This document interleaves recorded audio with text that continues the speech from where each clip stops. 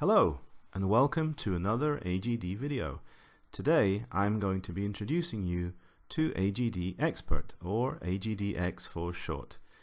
Some of you will know that I spend a fair bit of time working with David Sapphire under the banner AGD Labs, and we try various experiments with AGD to see how far we can push it, and AGDX is a result of some of those experiments. We wanted to create a version of AGD that was a little more friendly to those of you that have more experience, and particularly to help you with some of the memory issues that happen when you're coding bigger games.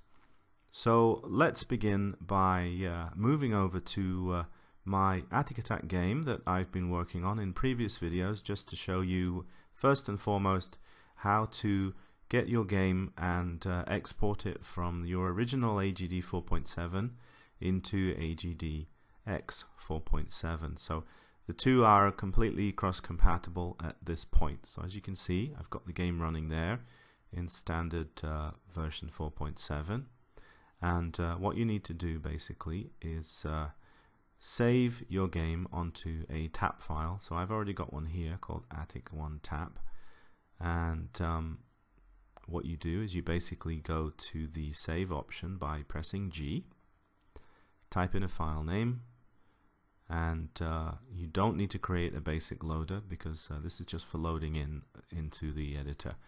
So you've saved it off there, and so now what you would do is open up the tab for AGD 4.7x1, which is the current version, and as you can see, here it is, 4.7x1 up here, and Arcade Designer X there, just so you know that you're in the new version. As I said, for now it's completely compatible, so all you have to do is press open the tap file that you created, go to load game, and there it is. It's in there. As you can see, it's up and running and working perfectly fine. So you'll be able to do that. As I said, the changes here, they're not huge changes, which is why it's still compatible. Do be careful though, do save everything.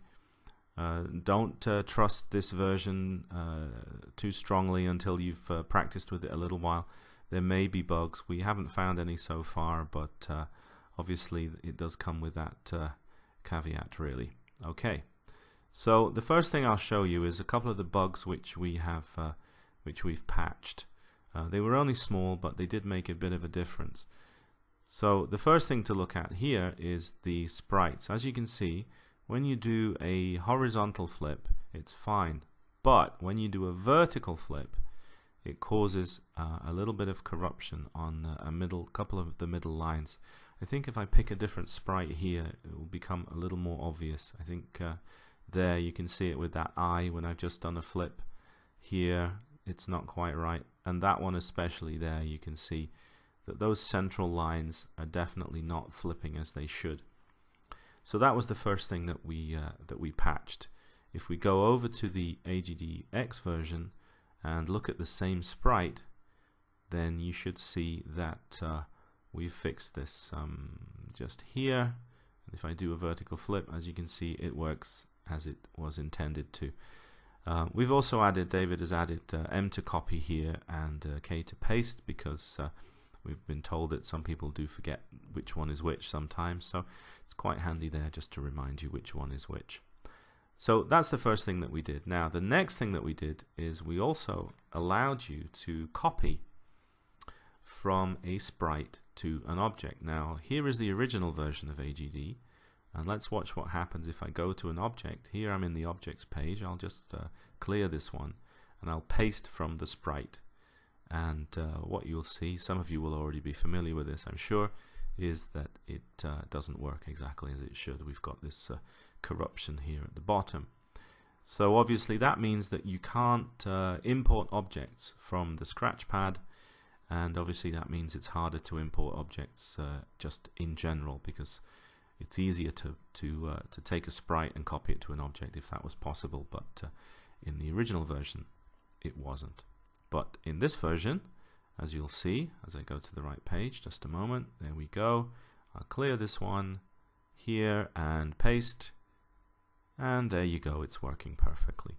So those are the two main bugs that we found. They're very small, but they do make things a little more convenient now that they actually work. So I hope you agree that was a good thing to do. Okay, now the main thing that we've done, of course, the thing that is perhaps the biggest change, is that we have changed quite a lot of the keywords in AGD. So we're going to take a look at that now. Let's go back into the code for the original version. So I'll switch over to that now, and there we go. So let's look. If we look at, I think it's in sprite type 1. Yeah, okay. So here, as you can see, once you start getting lengthy code with lots of conditions, you've got these very long keywords here which take up a lot of space, and as you can see here already, by the time you've got down to sort of 3 or 4 if conditions, you're really starting to get towards the end of the screen here. And that's a problem, because if you have any more than that and you go off the edge of the screen, as some of you I'm sure will know, basically AGD just won't have it, and it will crash. So that's something that you have to avoid currently by changing variable names and so on. So we felt that we would like to change the keywords so that they were a little bit shorter. We posted about it on Facebook. We got a pretty positive response about that, and so that's what we did. We haven't changed all of them. We've kept quite a few of them.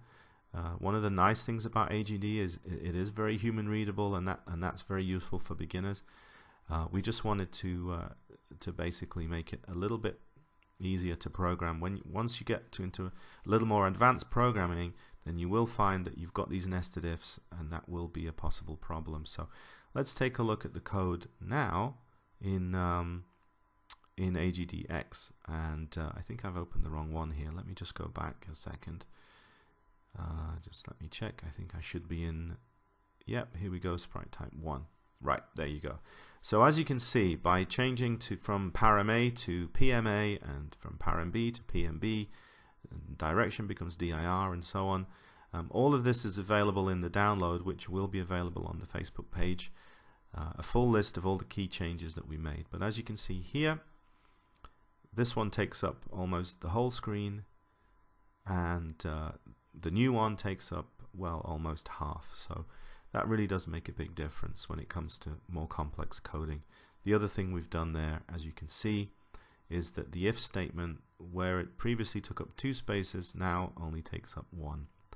And if you see, I can flip there, you can see the difference. So this really is quite a boon, really, because not only does it mean that it's quicker to type and it takes up less screen space, but it actually takes up less room in the buffer as well. And those of you that have written a game and reached the end of the memory, where you only have a few K left, and then it refuses to load in a script because there isn't enough room in memory left to open it, well, this will enable you to get a little bit more out of that. It won't save you actual memory for your game, it's important to know that, but it will mean that when you have a particularly long script, you will be able to access it more easily.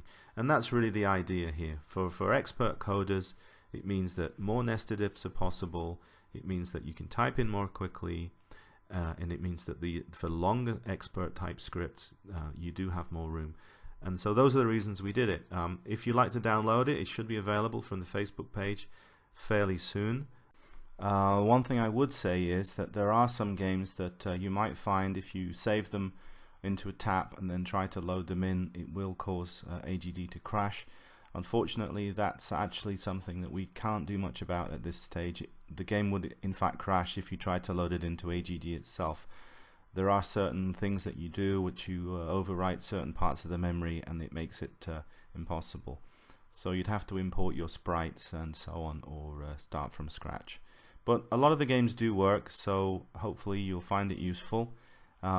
So the only thing I really need to say now is a big thank you, of course, to David Sapphire, without whom this wouldn't be possible. He gave up a lot of time and coding skills to make this possible for you all. And of course to Jonathan Caldwell, who has made the source available. We're putting this out with his blessing. It's not an official version of AGD, of course, but it is with his blessing, as I said. It's not a hack. So great. I hope you enjoy it. Please be careful with it, because obviously, you know, it's a beta version, so to speak. But I think you'll find it useful. Okay, I'll be back soon then with another video, hopefully. In the meantime, keep enjoying AGD and the Spectrum. Take good care of yourselves, and I will see you soon. Happy coding. Bye-bye.